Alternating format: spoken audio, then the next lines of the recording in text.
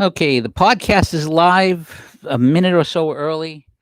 I'm about to go and tweet out a little more to see if I can drag in a few more eyeballs. So if you'll give me a minute, and then I will give you a proper greeting.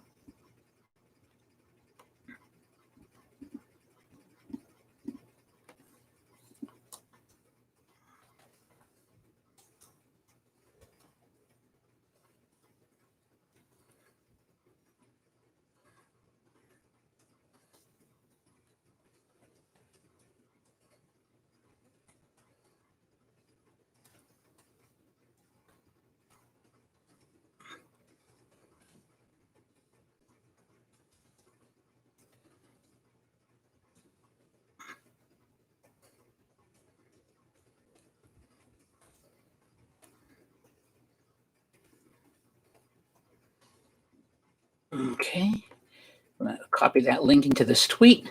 I know everyone's over on Palva right now, but we're gonna see if we can get an audience. Let's see.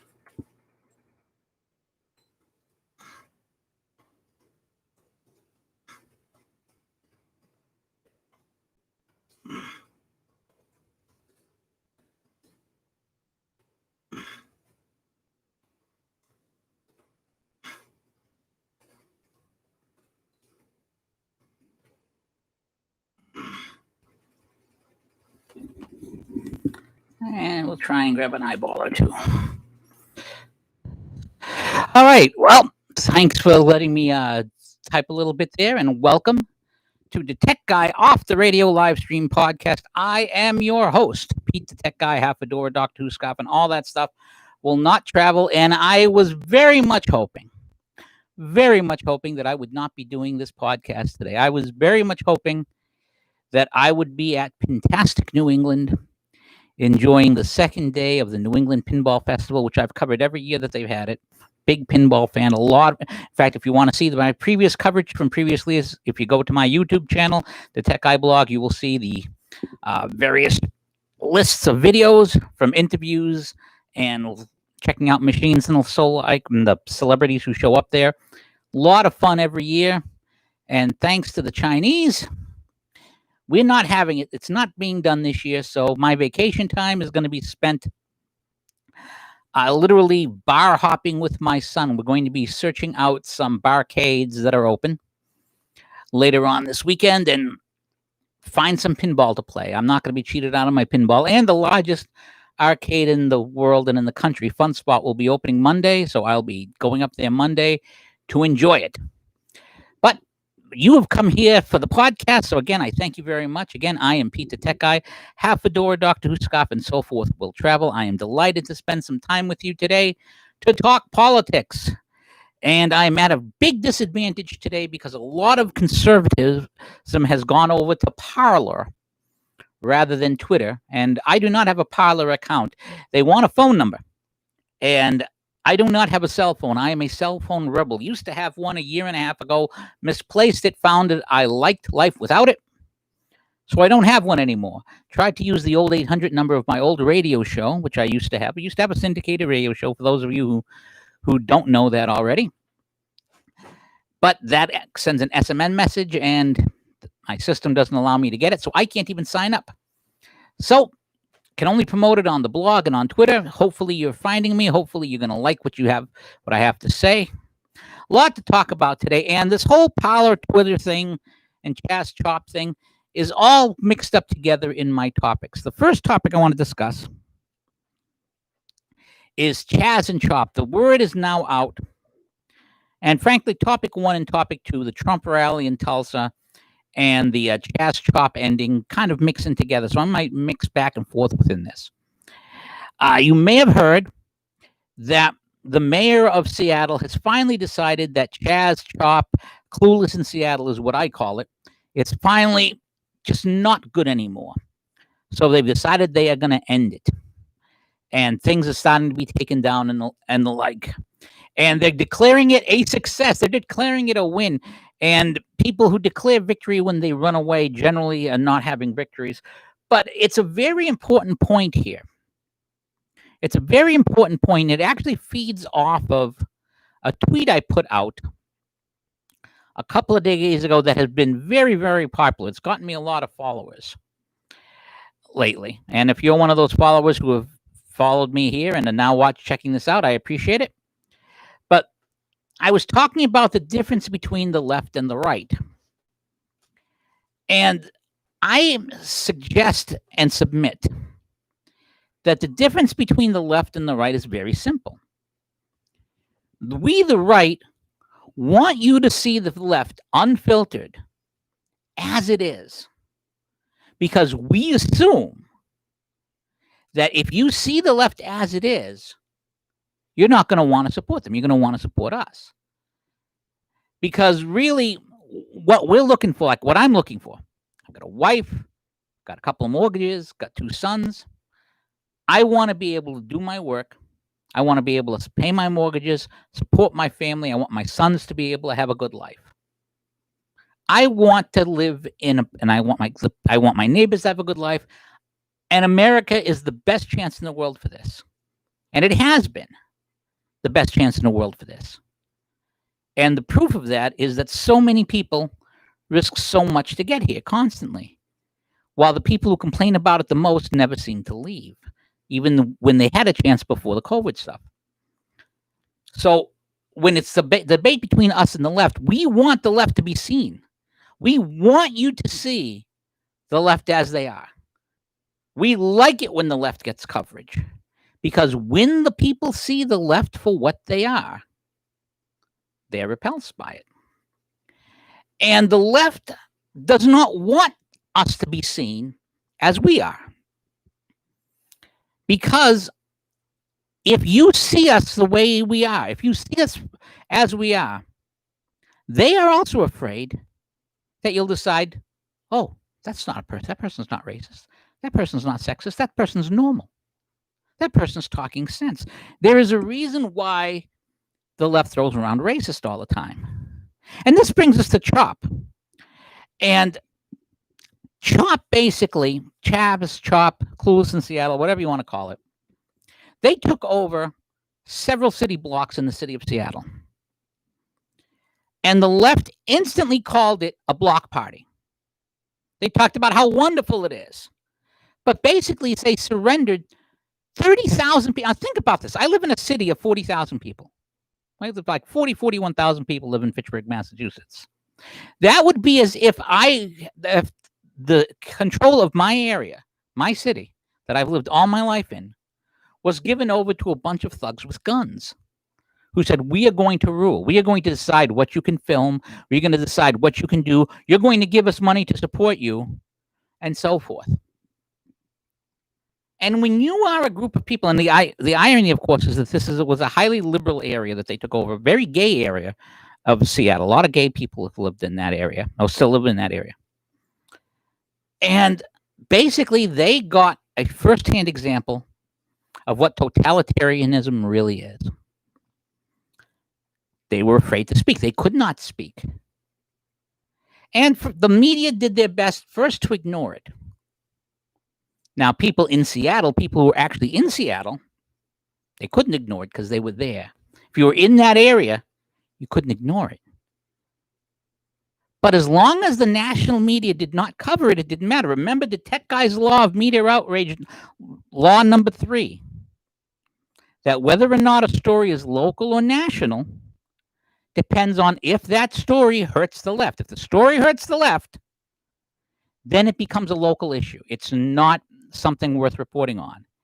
If the story helps the left's narrative, then it's an issue that needs to be promoted, which is the only reason why this George Floyd thing, because the George Floyd thing is a local story.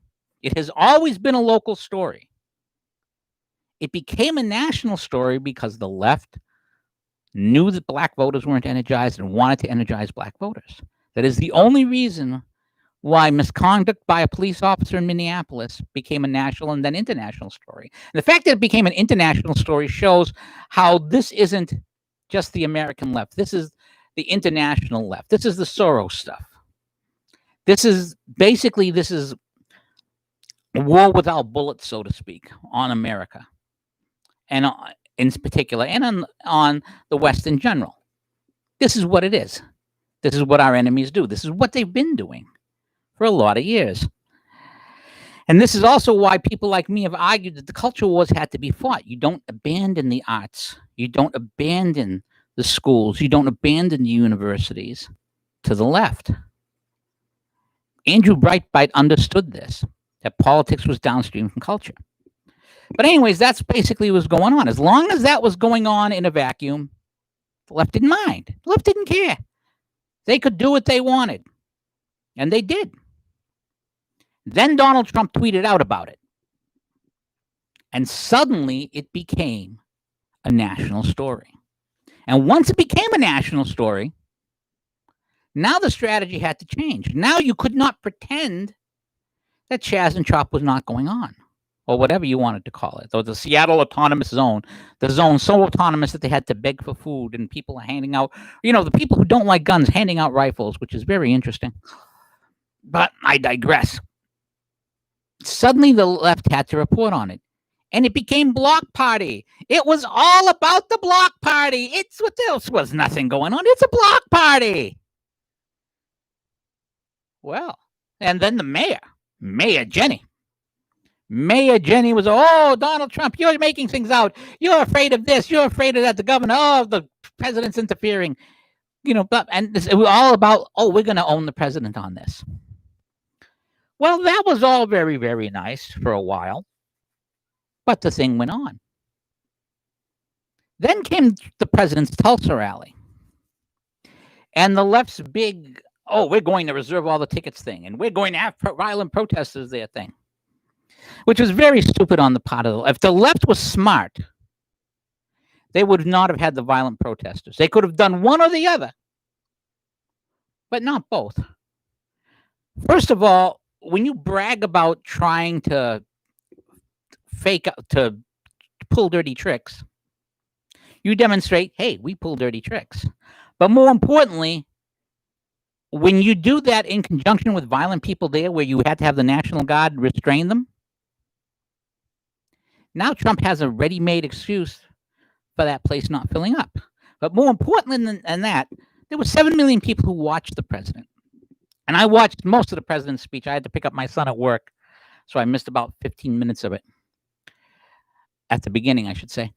And one of the things the president did at that time was bring up Seattle again. He brought up the outside protesters outside and their violence, which was bad news for the left. In fact, I brought it up after the event. I brought up, people were saying, Trump didn't fill this thing. Now, forget the fact that Biden had 20 people at his last big event at the time. And the president outdrew him by a factor of 350. And that's without any violent protesters trying to keep people from going to a Biden event. But I pointed out these people were violent and so forth. And a person of the left tweeted out photos or it didn't happen. I said, okay. So I went over to Gateway Pundit where I had seen some of the photos and I tweeted out the links. Here's a link. Here's a link. Here's a link. Here's a link. So here are 4 photos. Well, the same left had now acknowledged that there were some people who were violent, but said, Gateway Pundits, racist place. Notice the move here. The person already knew that the violence existed, but said, you have to provide evidence. Their answer demonstrated that they knew it was there, but they wanted to discount it, wanted to shove it away, wanted to make sure people could not see the left as they were. Because if people saw the left violently as they were, they might not like it. Well, then I provide the evidence. But now, the source of that evidence is racist. Think about that for a second. Now, I know Jim Hoff. I don't know him well. We've met several times at blogging things before he got as big as he is. Right now, he's much, much bigger than me. I mean, he might remember who I am because of the hat and the scarf. And I'm told I have a very distinct voice. You're going to have to be the judge of that. But people, he became very, very big. But now if people saw that evidence, if they saw that evidence there, what happens if they read his other posts? What happens if they check out video he has? What happens if they see his arguments? Well, they might agree with him. So now, we're going to label it as racist. But when Trump mentioned Chaz, Chop, Clueless in Seattle, whatever. He said something very, very important. He said, we could clean it out in 30 minutes. All the governor or mayor has to do is call me, and we'll go in. He deferred. Now, there are some people who did not like this deferment. In fact, today on Twitter, and I know today everyone's running to Palver, and I think I already mentioned why I've not run there myself. But today, I was mentioning it, and somebody online was over there saying, hey, when is the president going to reassert control of the cities? You can't let them just take over cities. Why are conservatives okay with this happening? Why is this all right? This can't be all right. We can't let that. The president needs to go in. The president needs to attack. The president needs to step on these guys and show them who's boss. Well, this is what the left wanted. The left wanted pictures of troops breaking up Chop or Chaz. That's what they wanted. That's why they waited. They were waiting. And there was a fellow online, like I said, John Cadillo. I love that guy's last name. His tweet, and I want to read you his tweet. This was from about 3 hours ago. Quote, I can't believe how many conservatives are okay with Marxists taking over cities, destroying historical monuments, and re-implementing revenue-crushing closures. It's pathetic, and I'm sickened by this weakness. What the hell happened to my country? Now, I'm going to tweet that out because I want to get a few more eyeballs in here. We don't have as many eyeballs as I would like at the moment. So if you will indulge me, I'm going to put down the microphone, and I'm going to tweet out answering this question publicly on my live stream right now. Feel free to watch and comment.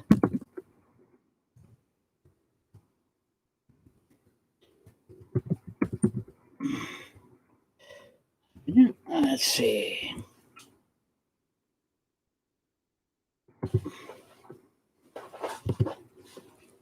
Let's see. I could have put in a few more links here. Trying to get a few. Again, we're trying to try and get a few more eyeballs because this whole reason why we do this podcast is to try and get a few more eyeballs here, try and raise a little bit of extra money. That is the goal. I don't pretend for 1 minute that there's any other goal there.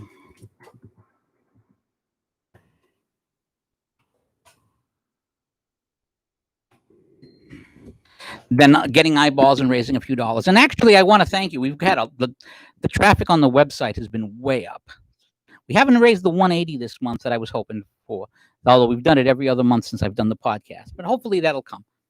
But anyways, Cardillo makes that argument. I'm going to repeat what he said one more time since I had to pause. Can't believe how many conservatives are okay with Marxists taking over cities, destroying historical monuments, and re-implementing revenue-crushing closures. It's pathetic, and I'm sickened by their weakness. Now, we're not in favor of it. We're not okay with them taking over cities. We're not okay with them destroying historical monuments. We're not okay with them re-implementing crushing closures. But you know what?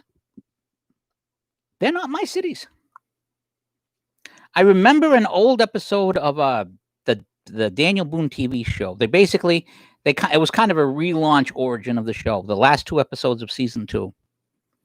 And at one point, Rebecca, before they get married, is arguing with Fess Parker's Daniel Boone, saying, well, why don't you give some of your provisions to the people at 96? They need it. Because it's my job to take care of mine. It's their job to take care of theirs. My people have a chance of starving. That's what this food is for, to keep them from starving. And let them take care of theirs. I've got to take care of mine because they're my responsibility. Now, the local voters in Seattle, it's not like Seattle is a dictatorship. It's not like Washington is a dictatorship. Washington State, that is. Not like Washington, D.C. is a dictatorship. It's not like New York City is a dictatorship. It's not like Philadelphia is a dictatorship. It's not like Chicago is a dictatorship. It's not like Milwaukee's a dictatorship. All of those cities have mayors. All of those cities have city councils. All of those cities have the ability, and all of them have police forces. Not like Minneapolis is a dictatorship either. In every single one of those cities, the local people have the ability to vote. And they voted for these people. And 2 years before, they voted for these people. And 2 years before, they voted for the people. With the exception of New York, which had the nominal Republican Bloomberg, who just ran for the Democratic nomination and lost. They've been run by the Democrats. You remember Rudy Giuliani had the broken glass theory, where we cracked down on small crimes and big crimes slowed down. Got reversed with de Blasio. The left voted in de Blasio. They were happy with de Blasio. They were happy to reelect him, to prove how woke they were. Minneapolis has been happy to have a Republican not in office since I was 9. Now take a look at me. It's been a few years since I was 9. All of these cities haven't had Republicans since the 60s or early 70s. So we don't like it. But why should the federal government have to go in there to clean up those other people's mess? Now, if they ask for help, we will be happy to do it. We will be happy to do it. And Donald Trump would have been happy to go in. But again, this is what the left wanted. The left wanted images of troops with bayonets going in and shooting at black people. This was the goal. This was the whole goal. But it didn't happen. Instead, Donald Trump said, "You need my help? I will be right there. You let me know." And he sat back and waited. And leftists being leftists, eventually, people started getting shot. People started getting beaten. And because the president had brought attention to it nationally in a way that it could not be ignored, suddenly the image was very bad. There was a great line, Wretched from Wretched the Cat, who was on Twitter, had a very, very great line. I'm going to see if I can find it. That I saw it on Instapundit. It was the perfect description of what was happening in Seattle. And his argument was the polling must be really bad. And here's the tweet. If CHOP has dissolved itself and declared victory, the internal polling must have been something awful. In other words, the Democrats could not escape responsibility for it. And the president brought this up in Tulsa, brought out about how all these cities with these riots and problems were controlled by Democrats. Look at Minneapolis. How is it Donald Trump's or Republicans' fault that in a Democrat-run city with a Democrat city council and a Democrat mayor and a governor who's a Democrat in a state that hasn't voted Republican since 1972, since Joe Biden was elected, by the way. Biden came into Congress in 72. How is it that a city so controlled by Democrats, the police are a problem? How is that the Republicans' fault? How is it conservatives' fault?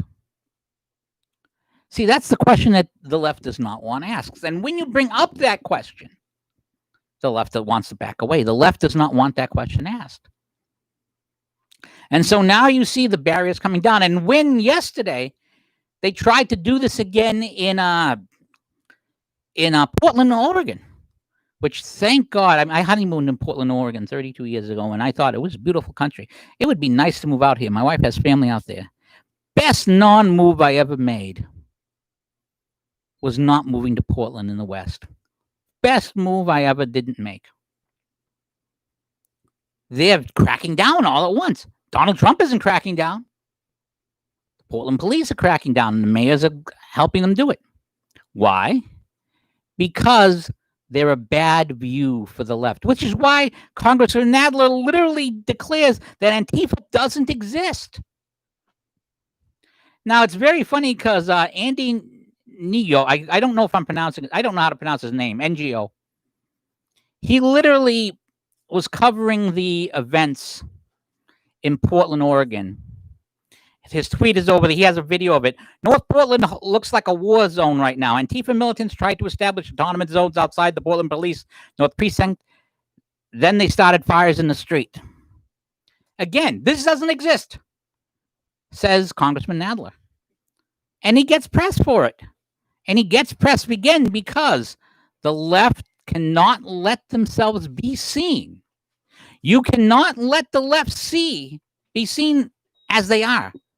That's why you actually had the image of fires in the street behind an MSNBC reporter as he was saying these protests are mostly peaceful. Now, I actually have an answer to mostly peaceful, and it's in the form of a recipe. It's called mostly unpoisoned soup. And it's a recipe for, I have it on my site. If you look, do a search for mostly unpoisoned soup on the internet, or go to my site, DaTechguyblog.com, do a search for mostly unpoisoned soup, and you'll find the recipe. And it's a standard vegan soup recipe. I made it vegan so leftists would like it. And it has 3 extra ingredients: strychnine, arsenic, and I forget the third off the top of my head. But they're from the movie Arsenic and Old Lace. And by the way, if you've never seen the original movie, Arsenic and Old Lace, watch it. It is one of the funniest movies you will ever see in your life. And they would put a gallon of this, for every gallon of water, they would add this poison and poison people. The 2 little old ladies would. And I say, well, you keep insisting that these protests are mostly peaceful and that we should not worry about mostly peaceful protests. I say, fine. I'll agree to your argument. I'll concede that point when you make my mostly poisoned soup and eat it. If you're willing to eat my mostly poisoned soup, then I'll agree that mostly peaceful protests are fine.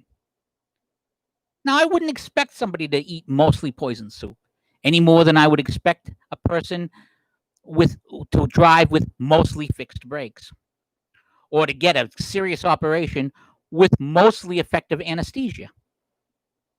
But this is what people are selling us. This is what the left is selling. And that's why you see the censorship on Twitter. That's why it was so important to not cover the Trump rallies. That's why it was so important to start putting things on Twitter to slow down conservatives. Because once we're seen as we are, people say, well, that's normal. But once the left is seen as they are, people say, I don't want this. And a great example of this, I'm going to read you, this is from the Ann Althouse blog. This is from June 26th, which is today.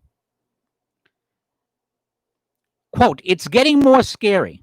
My customers call me and they don't want to come down to State Street anymore.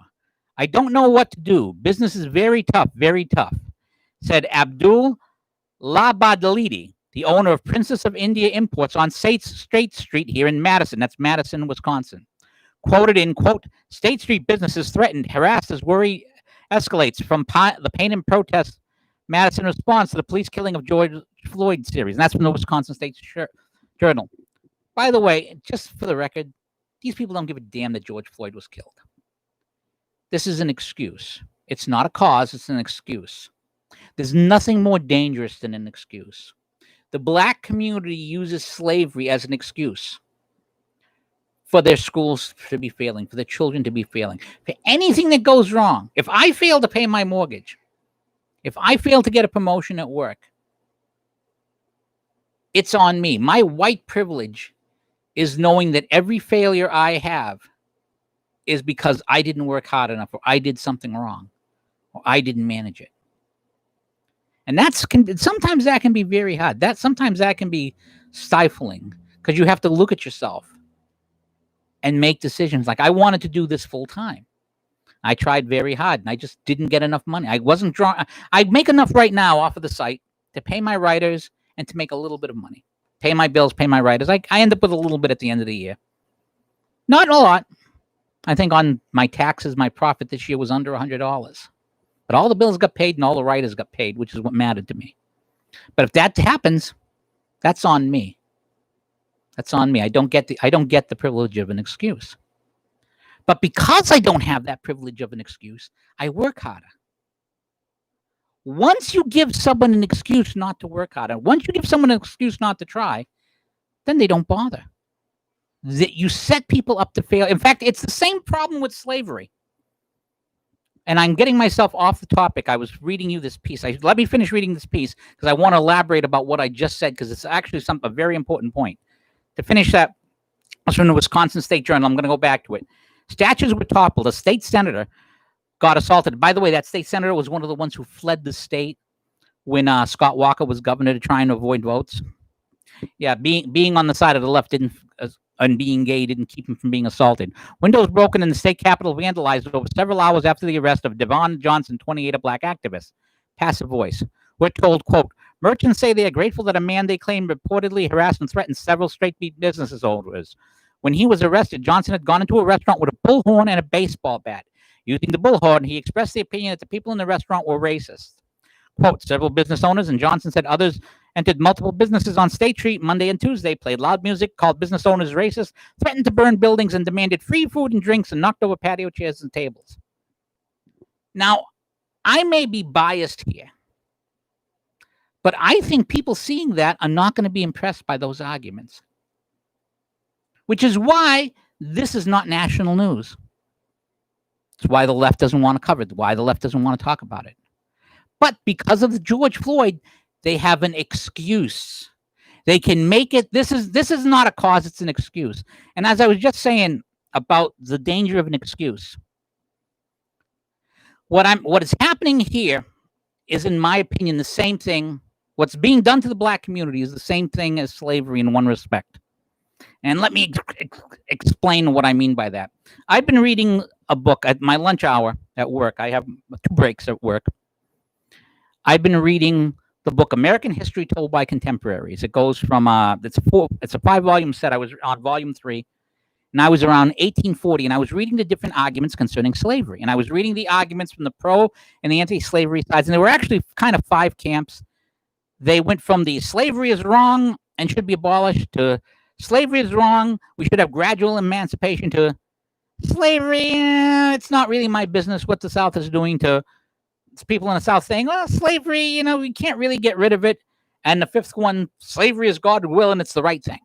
So there was actually, and there were people making arguments on all of these cases, and the book has the arguments that people were making. And one of the arguments that was being made was, what happens if we release all of these people from bondage who have no skills or anything? They're going to stop. They're going to have to become brigands. And my argument on that is this. If I was in that place, if I was in the Virginia legislature when that debate took place in 1840, I would have rose and said, sir, let's take your statement as given to one degree. Let's say that of those 6 million slaves, 90% are not capable of anything else. That leaves 600,000. Now let's say 10%, that 90% of that 600,000 are not capable of anything more than simple farming, or maybe basic education, being able to read and write. Well, that leaves 60,000.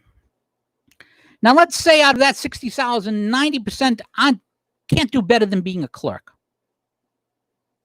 That leaves 6,000. Now let's say of that 6,000, 90% have no chance of doing well with a fine education. That leaves 600. Now let's say that of that 600, only 10%, 90% of those have no chance of doing something spectacular for society. That leaves 60. And let's say that 90% of that 60 will never invent something marvelous. That leaves 6. Only took one, but the problem is, it only took one person to invent the telegraph, Samuel Morse. It only took one person to invent the steam engine. It only took one person to invent the railroad. When people are free, they have the capacity. Nothing is more spectacular than human potential. Because human potential, the limits are incredible. That you can't reach it. And when people are allowed to develop to their potential, wonderful things happen. And the great things that have happened in the world generally happen because of a small group of people who have reached their potential and been allowed to do so. It's the exception rather than the rule. Those 60 people who would have done something great for society wouldn't have done something just great for that 60. Like the steamboat It opened up a continent. Millions benefited from the steamboat. Millions benefited from the telegraph. And that's what you are robbing not only those 9 million, those 6 million slaves of, but you're robbing every person of this great state of Virginia of that potential that those people could be developing. That would have been my argument against slavery. And I would argue that the Black Lives Matter people are doing the same thing to Black America by making an excuse, by blaming everything on racism, by pretending that things are so bad for Black people. Think about this. Things are so bad for Black America and for people of color that millions of people all across the world do all they can to get here. Now, obviously, with COVID-19, they can't get here as well as they could.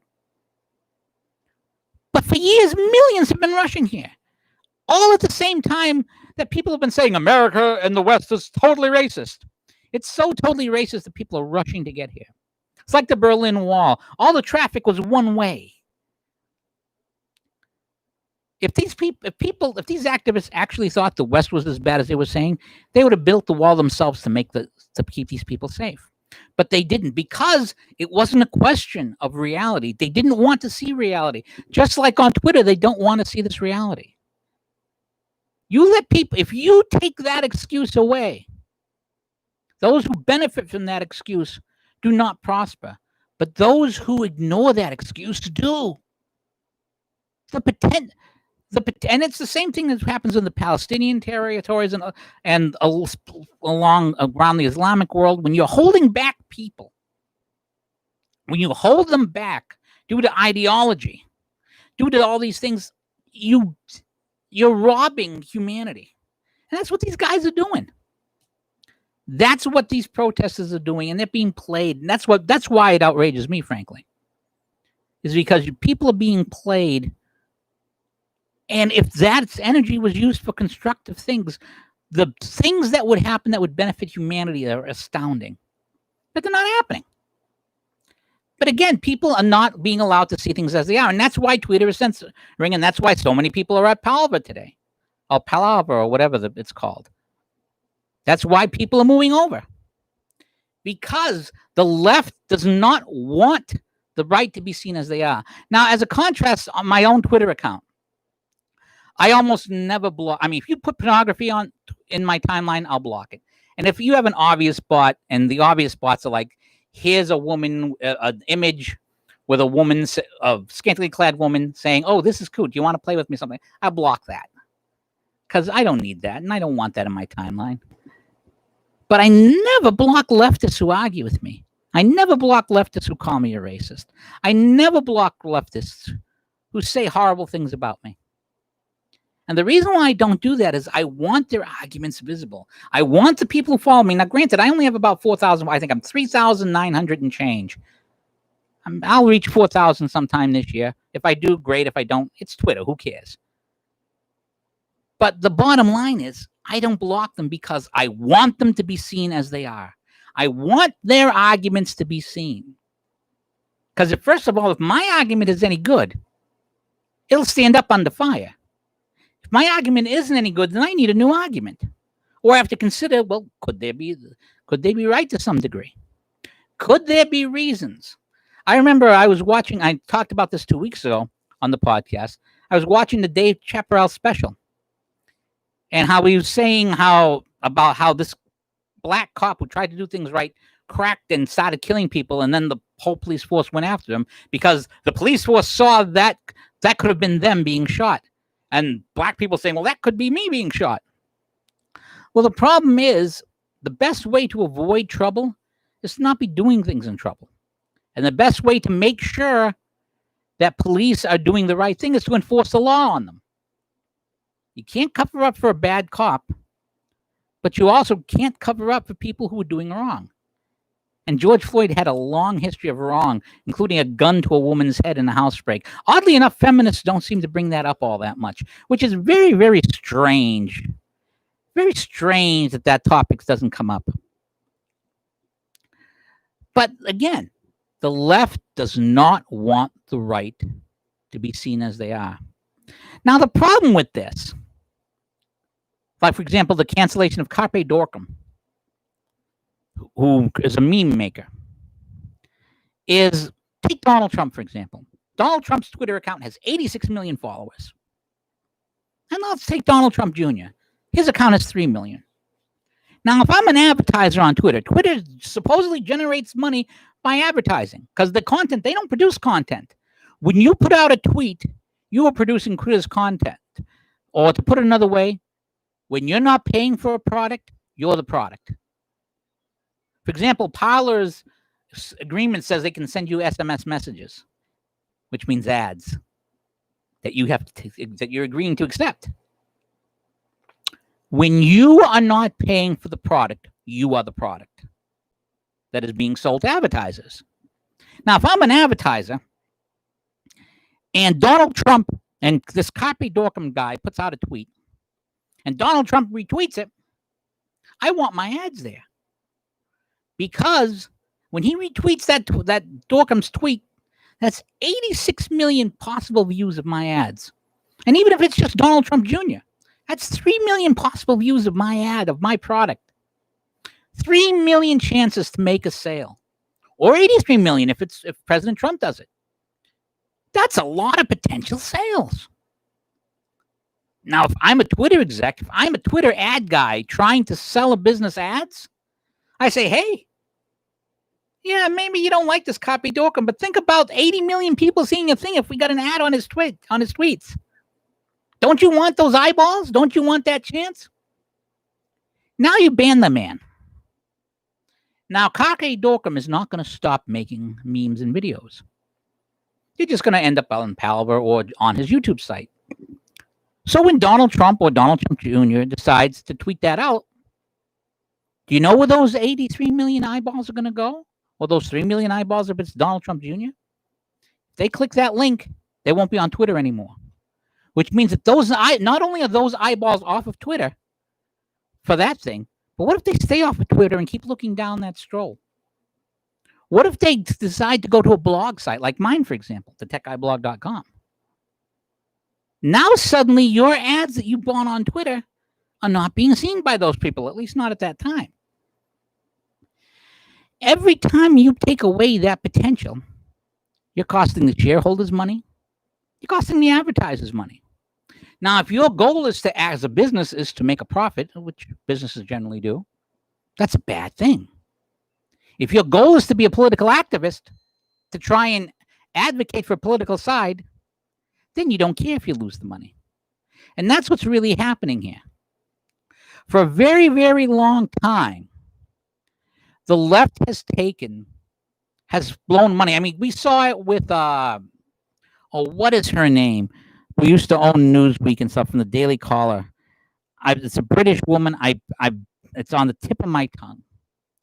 Blonde woman in her 50s. Nice looking woman. Tina Brown. People threw millions into Tina Brown's ventures. And then Newsweek was sold for less than the price of a Whopper Jr. Whopper Jr. still sells for $1, right? Yeah. You could, in fact, if you go to Wendy's value menu, you will pay more for a double stack sandwich than Newsweek eventually sold for. And they poured millions into it. Why? Because the left didn't mind losing that money to advance their cause. And frankly, I would not be surprised if a Soros type did not mind all of these riots in Minneapolis, did not mind all of these riots in Seattle, did not mind those riots in Portland. Because now I can sign a lease in that place for a tenth of what it cost, lock them in for 20 years, and the landlord will be grateful to have it. And suddenly I have a bargain. Oh, and now we're going to cut off these protesters here. You go protest someplace else. We're going to cut you off. I bet you there are guys on the left who are going to make a killing off of this.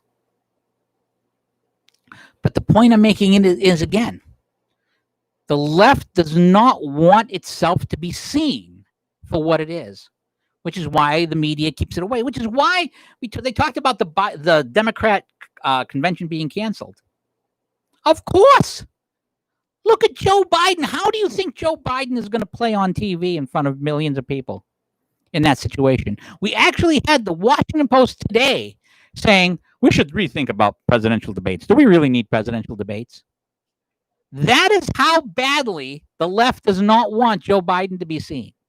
That is how bad it is. But it's not just a question of Biden. What happens if these protesters decide to show up? Because that's their muscle. And remember, the left is more afraid of these protesters than we are. Because I want to remind you what happened here in Fitchburg, because I've been talking to some business owners, and I'm going to segue into this third section, because we talked about a little bit with the ad house thing about businesses being afraid. I've noticed that there's more traffic and gas prices are going up around here in the Fitchburg area. And businesses, they were allowing outside dining, and now inside dining with the limits are in. I went to 3 different places in the last week, 8 inside for the first time, and those places in a long, long time. I talked to the business owners, and they're doing their best they can to adapt. And they talked about how the bill from the government made a difference. One local restaurateur was telling me how he was able to get a block grant that allowed him to pay his rent for the time he was closed. And once he was able to open for takeout, he made enough to pay the bills. He wasn't making anything for himself, but he had enough to pay the bills, which meant that he could survive to this point. Now he's got plexiglass between booths. He's got one booth with like in the corner, which has this and got literally a plexiglass, a sheet of plastic over it. I said that should be your cozy corner because that's the name of the place. But that bill made a big difference for people. Some people are upset that folks got help and other people like me had to work. But, you're helping out the people who needed the help at the time. But there are also a lot of people getting that extra $600 who didn't want to work. Well, the people at the cozy corner, for example, they all came back to work. These other people showed up to work because they knew they would need to work, and that $600 was going to disappear sooner or later. And frankly, the people who took the $600 and didn't go back to work when they had a chance, I bet you they're going to have a hard time getting rehired. Now, it's different in an industry like, let's say, the hotel industry, where places are closed altogether and they can't get back to work. But those grants made a difference. But we talked a little bit. I talked to some of these people about the protests in the area. And there was a big meme at the time of the protests that, everything was peaceful because the protesters were peaceful. Well, what a lot of people got very little publicity were there 2 blocks of batches of bricks dropped off in town. One near the place where the protest was supposed to start, one near the place where the protest was supposed to end. But the stadies caught on to this and were there. There were also multiple bomb threats. Plenty of police there ready to stop on it. There were 50 to 150 National Guardsmen, fully armed, trucks ready to move. They were far out of sight of the protests. But if things got unruly, they were in a position to deploy in less than 5 minutes to block off where they were going. I had been really worried that day. I literally had plans with one guy to help. This is how we're going to defend the neighborhood. This is what we're going to do. If they come from this direction, this is where we're going to hold. If they come from the other direction, we're just going to have to go because they can flank us. Can't do anything to defend. It was very weird to have to think that way. Very, very weird. Not in America, to have to think that way in America was horrible. But the police were all over it. The stadies were all over the place. The National Guard were all over the place, but they didn't make a fuss about it. They were far enough away so that people could protest. But they were close enough that the organizers and stuff knew that if people got out of hand, we were going to be there. And because that protest went off without a hitch, other ones were too. Because if they had managed to cause trouble, then they would have erupted everywhere. But because of the way it worked out, now you could deploy these same forces in different cities as they were staggered. And I got to say, it was a great job by Governor Baker. Great job by the local police. Great job by all of these people. Because it was in their interest, in the people's interest, for this not to take place. We had a governor who did not want these riots. He's not a fan of Trump, Baker's not a Trump guy. But he didn't want this to happen. Because he didn't want it to happen, he took steps to make sure it didn't. But you have people who want this to happen because they think it will hurt Trump in the election. Again, it's all about a false narrative. It's all about making this false narrative. Now, in terms of businesses are doing the best they can. But these businesses have people who work for them. And you know what? If you're a guy who works at that business I was talking about in Madison, I don't think you're going to be all that sympathetic to the protesters come election day. Now, you might not go out and vote for Trump, but you just might not show up, or maybe you're going to leave that ballot blank. Same with the people whose businesses were burnt away in Minneapolis. I already told you about a relative of mine who now says he'll crawl over broken glass to vote for Trump in Minneapolis after the police and such didn't do anything until Trump said something. Staunch Democrat, too, he was. He was 2 months ago, he was a never Trumper to the core. Not anymore.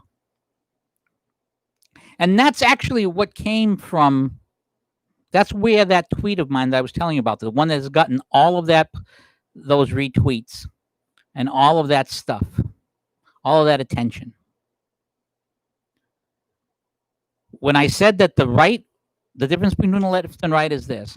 The right wants you to see the left unfiltered, as we assume seeing them will cause you to join us. And the left doesn't want you to see the right unfiltered because they also believe it will cause you to join us. Now, I was answering the following tweet. This is by a blue checkmark guy by the name of Jeffrey Miller, who's a psychology professor who wrote a book called The Mating Mind. Got a lot more followers than me. Quote, I was a lifelong Democrat, registered Democrat, always assumed Fox News was idiotic. But the last couple of weeks, I've been watching Tucker Carlson every night. And I got to say, he seems to be one of the few journalists who really understands what's going on and has the courage to say so. And this is the big thing. You have to have courage. Courage is the very first virtue. Without courage, nothing else can be done. And the dirty little secret about these protests and the vandalism and the statues and so forth, these people aren't, and the fact that they're going after Grant, the fact that they're going after Gandhi, the fact that they're going after Christ, and I would actually argue that Christ has been the target all along. And maybe I'll talk about that next week. But they're not going after these people because of the sins of the past. They're doing this because they can. This is an assertion of power. And as long as you don't stand up to them, as long as you are afraid to stand up, they're going to keep doing it because they can. Because they can. Now, once Chop and Chaz decided that it was, again, once they decided it was bad optics, it went away without Trump having to do anything. Once they decided it was bad optics, suddenly Portland's not accommodating them. Suddenly other cities with Democrat mayors are not accommodating them because it's a bad sign. Because when you see the left for what they are, you don't like it. And people don't like to be ruled. There was a great, and I want to bring up this line from Instapundit, which is on a totally unrelated matter.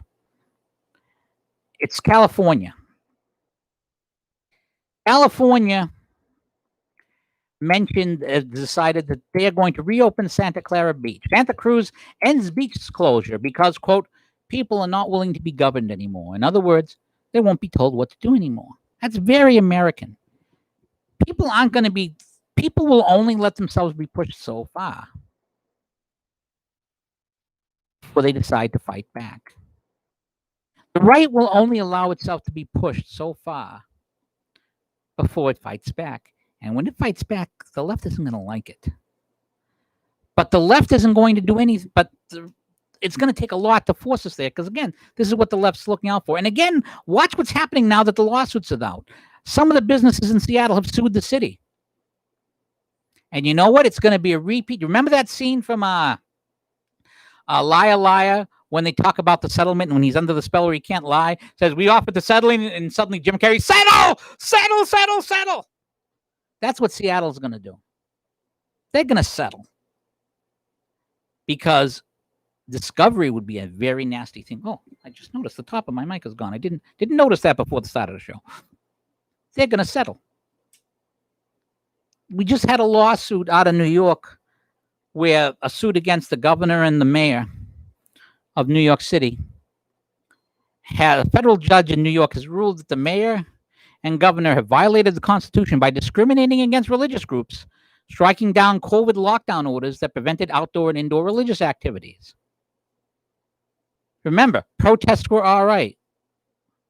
In a case brought by Catholics and Orthodox Jews, Judge Gary Sharp said the mayor of New York City and Governor Cuomo treated mass protests better than religious assemblies, which, quote, sent a clear message that mass protests are deserving of preferential treatment, but religious groups were not. Again, they thought that the protests would be good for them politically, so they were shown in a particular light. They thought that religious gatherings would hurt them, so they were discouraged. The left does not want the right to be seen. The right wants the left to be seen. That's why they discourage you from even looking at Fox News. That's why they discourage you from looking at... Remember, you actually had a football player say, this person had a One America News t-shirt on a fishing trip, so they need to talk to me. I ain't going to play. Now, the proper thing to answer is, if you don't want to play, that's fine. There are other colleges out there. We're going to have to pull your scholarship, by the way, since you're refusing to play. But I'm not apologizing for my shirt. You cannot give in to these people. Once you start giving in, it never stops. Now, I want to say one other thing about these statues, the statue business. No city or town, or even country, is wed to a statue.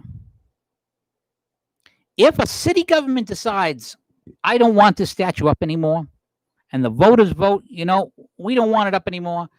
We want it covered. We want it removed. Here's the money. We're going to vote to do it.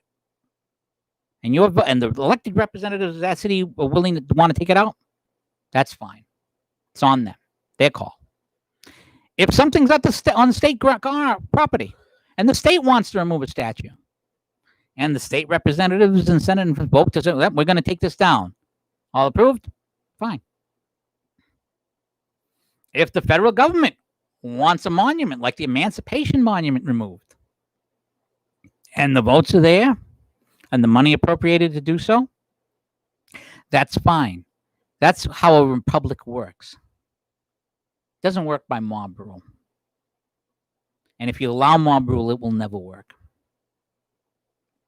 Well, I do want to mention that, as I said earlier in the podcast, the reason why I do this podcast is twofold. One, to increase the traffic on the website, and the website is DaTechguy.com, DaTechguy blog.com. That's where you can find me. If you like what you've been hearing, that's where you find me.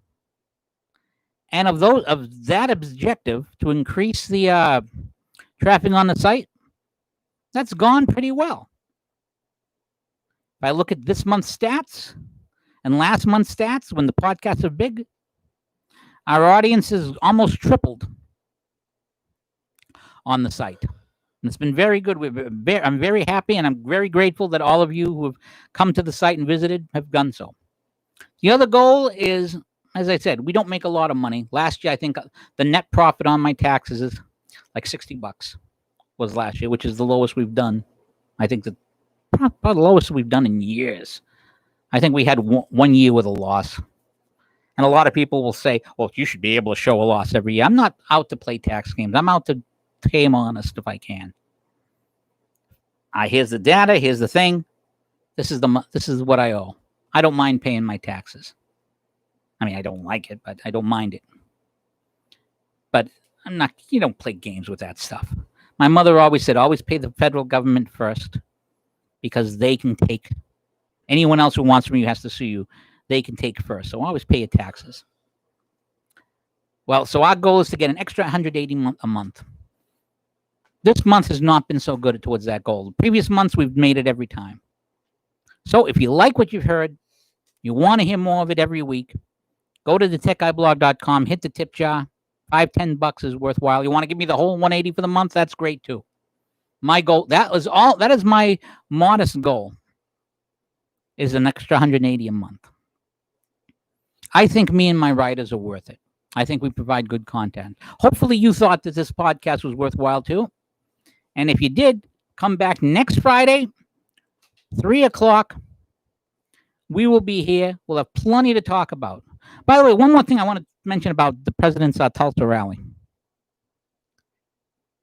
I talked about how the left tried to keep people from watching it. I talked about how they made a big fuss about that he drew like 7,000, even though Biden was drawing 20 and 30 people. The rallies are going to be coming back, pandemic or no. The people who showed up there are adults. They decided it was worth the risk. Life is risk. The president's going to go out there and speak, and the left is very, very afraid of it. And if they thought, this is the point I want to leave you with. If you take nothing else from what I say today, take this and spread it. If the left thought that conservative arguments and the president's arguments would cost him votes in swing states, they would do all they could to make sure people saw it unfiltered. They would take every possible step to make sure they were broadcast. That's why they broadcast the Trump rallies initially. They were getting ratings, and they figured this would hurt him. It was only when they realized that people hearing Trump as he was helped him that they stopped carrying the rallies. And the ratings took a backseat to the political thing. Like I said with Twitter, they're no longer a business trying to make money for their shareholders. They've decided that they're political actors. And they would rather lose advertisers and the 8 million who want that 8 million or 80 million views from a retweet than let people see what the president tweets unfiltered. They would rather lose those millions of viewers. 8 million people watch the president's speech in Tulsa online. Most of the networks didn't carry it. Fox carried it full. One American News carried it full. Most carried a couple of minutes. They would rather lose those potential viewers and those potential advertisers than let people see Trump as he was. Because they are no longer acting like businesses. They are basically political operatives. That's what they've become. Don't ever let them tell you otherwise. Well, it's been a fun hour. I thank you for spending that hour with me. I'll see you next week here. Again, DaTechguyblog.com. If you like this podcast, remember, the live stream will be saved in the playlist. All of my podcasts from the first one are available at DaTechguyblog.com's YouTube channel on the playlist. Share them. Put them on Facebook. I don't do Facebook. Put it on Facebook. If you think my arguments are worthwhile, put them out there. If you're a leftist and you think my arguments stink, put those out there too. If you're confident that what I say is going to hurt and that here's your chance to prove how stupid the right is. Go ahead and do that. Put it out there. Let people hear my arguments. And we'll see how well and how strong you believe in yours. Thanks a lot. You have a great rest of the day. Have fun. I'm off to arcades and bars and barcades for the next couple of days. Take care.